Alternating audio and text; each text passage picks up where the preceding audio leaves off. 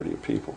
Bill was frightened for his life back in those days, and he needed some way to get the information out to a large number of people. And keep in mind, this was in the days long before the internet, so there was no real practical, very easy way for people to do this kind of disseminating their information or documents that they had. It was very difficult back in those days, and the only way would have been through probably the printed word would have been the easiest way. So that's what Bill had done. He had made many copies of this secret government. The secret government was an amalgamation of Bill's continued research into UFO phenomena and was first introduced at the MUFON Symposium on July 2nd, 1989 in Las Vegas, Nevada. The document highlighted his research into the UFO crash in the late 40s in Roswell, New Mexico, and documents that alluded to President Truman's knowledge of extraterrestrial life and his administration's efforts to keep it quiet. Cooper had seen these documents while serving in naval intelligence. But eventually, when they began to have confidence in me, I began to see things coming across my desk that were just absolutely incredible. And a lot of it is really hard to talk about because it's so far outside the normal concept of reality for the average American that they're going to find a hard time believing any of it. Mm-hmm. But I saw documents that were labeled under the classification top secret, and the compartmentalized, or the compartment that was put into was called MAJIC, M-A-J-I-C. Mm-hmm. Which told me that UFOs are real, which I already knew. I'd seen one. Right. But this went farther than that. It told me that they were extraterrestrial in origin, that there were 4 different extraterrestrial species or races visiting this Earth, and that they had actually entered into an agreement with the United States government with one of these species of alien beings to exchange technology, and it told me all the projects that was underneath this. Project Red Light was actually the testing of extraterrestrial craft. Project Plato was a diplomatic project. Pounce was the recovery of technology. Pluto was the application of that technology to our own secret space program, not the public space program. There are 2 different space programs. One is what the public gets to see, mm-hmm. Which is overseen by NASA, and the other one is a secret space program that nobody gets to see, which is really overseen by the Navy Department under specialized, compartmentalized black projects. I also saw documents under an operation called Operation Majority, which outlined the plans to bring together a one-world government, and also included extraterrestrial information within that. Project Grudge, which was the second project. First was Sign, and then Project Grudge, which contained all of the extraterrestrial information up to a certain point. I forget the year cutoff. And then it was contained after that in another project called Project Aquarius, which was the accumulation of the whole history of alien interaction on planet Earth. But I have to say at this point that I don't know if those documents were really telling the truth or not. They could have been showing me these things so that eventually I would go out and talk about this.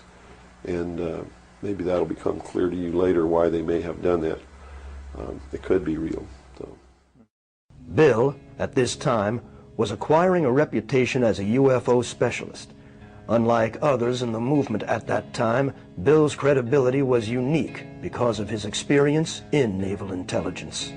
In the late 1990s, however, Bill reconsidered much of what he was saying, as his research led him to believe the technology he and others were witnessing may have been the creation of our own government, created and tested in areas such as the infamous Groom Lake, Area 51 in Nevada, where Bill filmed his documentary, Project Red Light.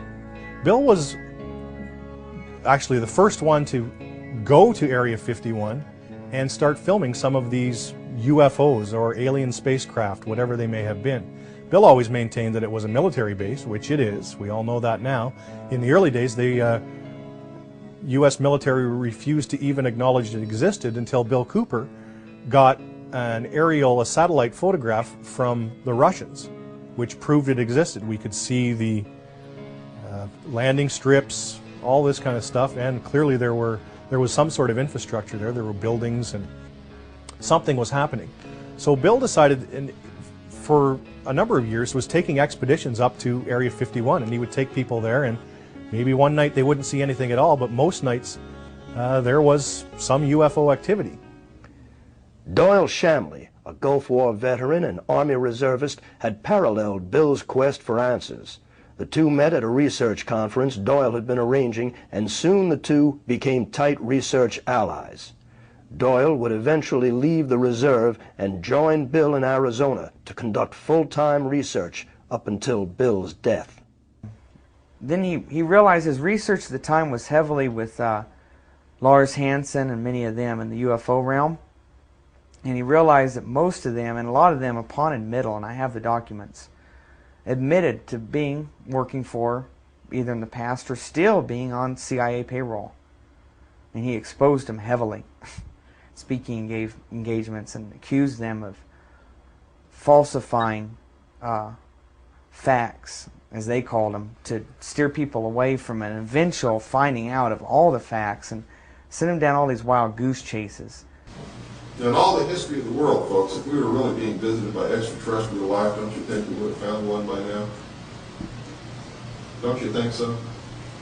And how come the government always gets there first? It's podunk time. It's in the middle of nowhere. There's a farmer milking his cow, a flying saucer crashes, and the government gets there before he can get from his cow to the crash site.